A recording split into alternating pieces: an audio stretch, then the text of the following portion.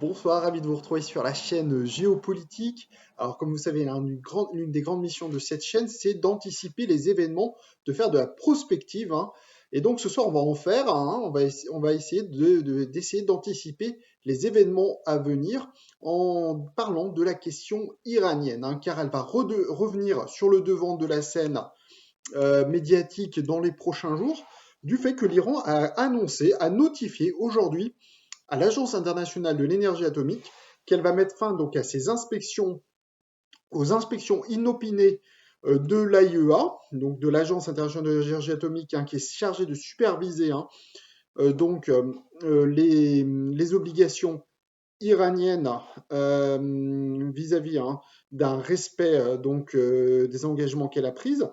Et donc, elle a notifié ceci aujourd'hui à l'AIEA, et ceci prendra effet dès le 21 février, donc dimanche prochain. Donc à compter de dimanche prochain, l'Iran ne permettra plus à ses inspecteurs de venir de façon inopinée. Alors ça ne veut pas dire, hein, que l'Iran va interdire tout simplement les inspections de l'AIEA. Ça ne veut pas dire du tout ça, hein, comme ça a été le cas par exemple à une époque pour la Corée du Nord, si vous vous rappelez bien, en 2006, elle avait tout simplement expulsé les inspecteurs de l'AIEA. Là, l'Iran tout simplement maintiendra les inspections, mais plus avec ce délai court de environ 2 heures, de quelques heures, hein, 2 heures normalement, c'est-à-dire que tout simplement il lui a notifié avant l'Iran, et ensuite 2 heures plus tard, elle pouvait accéder au site.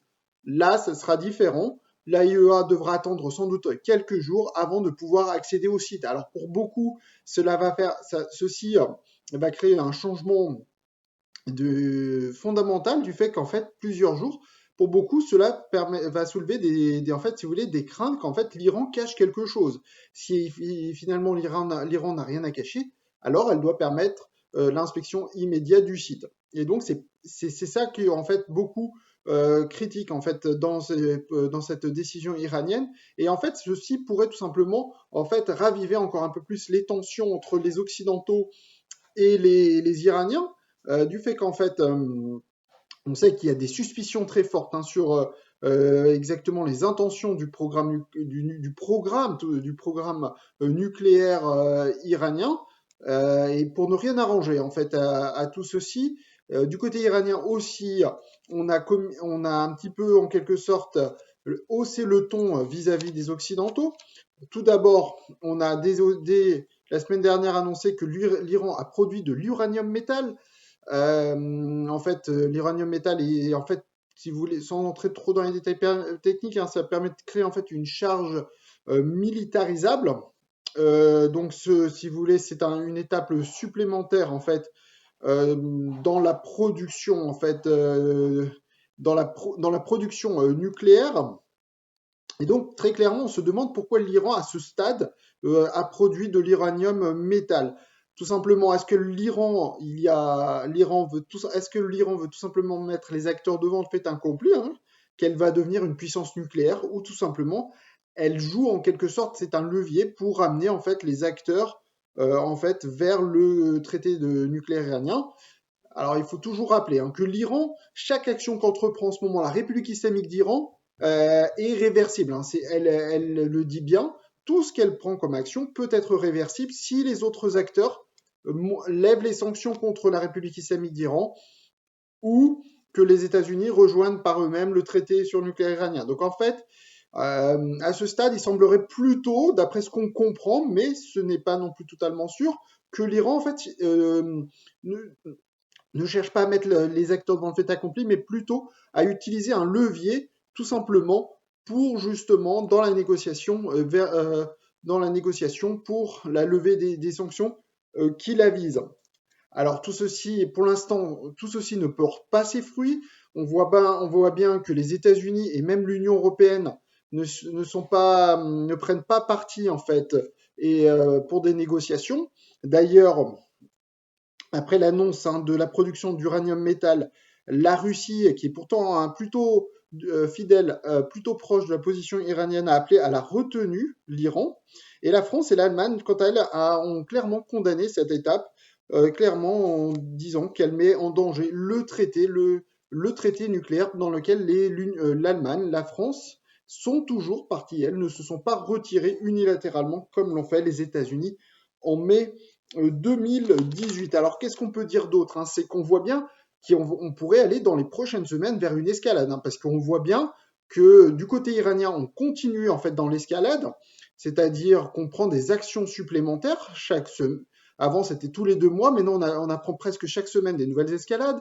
Donc, comme on l'a dit, production d'uranium métal. Dès le 21 février, les inspections ne pourront plus être faites de façon inopinée avec une courte durée entre la notification de l'inspection et l'inspection elle-même. Donc face à cette situation qui pourrait s'embraser, le ministre qatari des Affaires étrangères a annoncé qu'il se rendra cette semaine en République islamique d'Iran pour rencontrer le président Rouhani, le ministre iranien des Affaires étrangères Mohamed Javad Zarif, pour vraiment essayer de sauver de ce qui peut l'être du traité nucléaire JCPOA.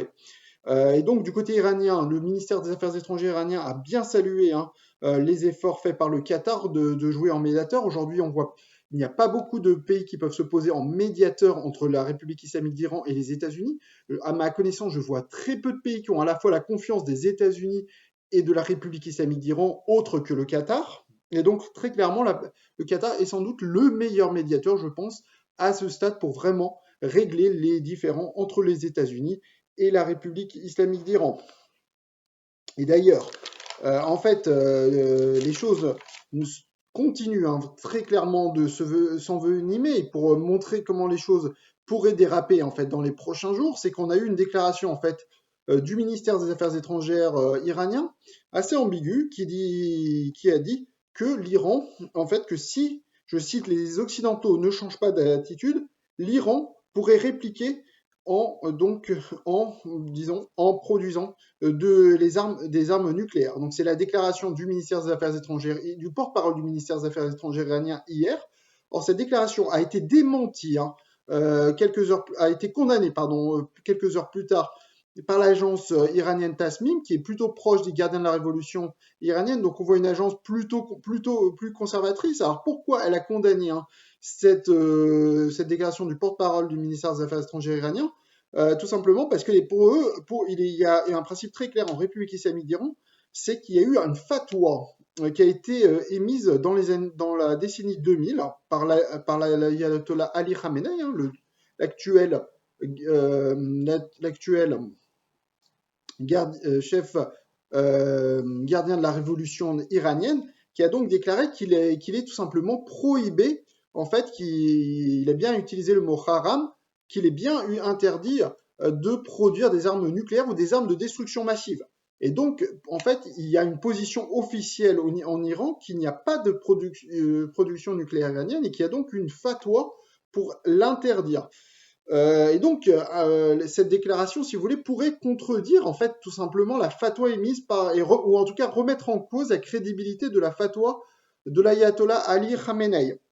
Donc, tout ceci a créé, si vous voulez, un malaise, pour ne pas dire même une acrimonie en République islamique d'Iran, de savoir qu'en fait, certains au sein de l'établissement iranien pourraient remettre en cause la fatwa d'Ali Khamenei. Donc en fait, tout simplement, en fait, du côté iranien, on est très clair d'ailleurs dessus, c'est qu'on n'a jamais, on ne veut pas produire l'arme nucléaire, et que tout ce qu'on voit, toute cette mascarade, tout ce théâtre qu'on voit autour de la production nucléaire, c'est simplement, si vous voulez, pour l'Iran, dans un but de négociation, d'une sorte de reconnaissance, en fait, tout simplement, de l'État iranien, du régime iranien, des institutions iraniennes, qui a à la tête un gardien de la révolution, une sorte de régime théocratique que les Occidentaux n'ont jamais voulu vraiment reconnaître, même s'il y a l'Europe a des relations diplomatiques avec la République islamique d'Iran. On voit bien que ce sont des relations tendues, et avec les États-Unis, depuis 1979, on n'a toujours pas de relations diplomatiques. Donc on voit que l'Iran veut en fait utiliser en fait la question du soi-disant, en tout cas nucléaire de son côté, pour régler tous ces différends avec le monde occidental. Mais très clairement, il y a une fatwa d'ailleurs qui a été rendue publique en 2010 qui interdit en fait la production d'armes nucléaires à visée militaire, mais on voit bien que les Occidentaux n'arrivent toujours pas en fait à lever totalement leurs objections, pour ne pas dire leur méfiance en fait vis-à-vis de ce programme qui est en cours en République islamique d'Iran, qui à leurs yeux serait peut-être à caractère militaire et non à caractère civil comme le défend en fait l'Iran. Et donc, voilà un petit peu tout ce décor, en fait. On voit bien, donc, pour résumer, on voit bien qu'il y a du côté iranien une montée, en fait, des actions du côté iranien pour montrer qu'on a des leviers du côté iranien vis-à-vis des Occidentaux et vis-à-vis des Américains pour mettre tout simplement la pression sur l'administration américaine. Du côté européen, on voit on menace désormais l'Iran, et notamment du côté européen, on rappelle qu'on veut désormais l'élargir également, ce traité sur le nucléaire, aux questions balistiques, ce qui est une ligne rouge pour la République islamique d'Iran. Et donc, on voit bien qu'aujourd'hui, il n'y a aucun point d'accroche apparemment entre la République islamique d'Iran et les Occidentaux. On ne voit pas d'où il pourrait pour l'instant venir ce point d'accroche. Peut-être les États-Unis pourraient faire un geste en levant certaines sanctions vis-à-vis de la République islamique d'Iran. À ce stade, cette thèse reste totalement hypothétique, du fait pour l'instant, il n'y a pas eu de déclaration non plus du côté états-unien, qui est, on va dire, des déclarations plutôt apaisantes. Bien au contraire, le ministre des Affaires étrangères Blinken a cessé d'avoir des mots durs vis-à-vis de l'Iran. Et pour l'instant, on ne voit pas aucun geste des deux côtés d'apaisement. Voyons si justement cette médiation qatari pourrait essayer de créer des ponts entre les deux parties.